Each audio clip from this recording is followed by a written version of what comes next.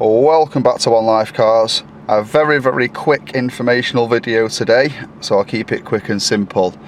For those of you with electric mirrors on your Ford Fiesta, electrically adjustable mirrors, you'll probably notice that when you fully lock it, the mirrors fold in.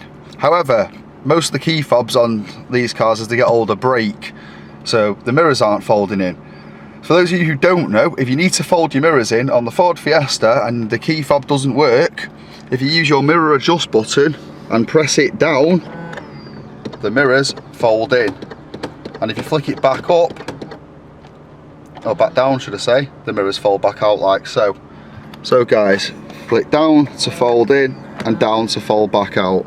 And that is how to electrically fold in your mirrors on the Ford Fiesta with electrically adjusting mirrors if your key fob's broken.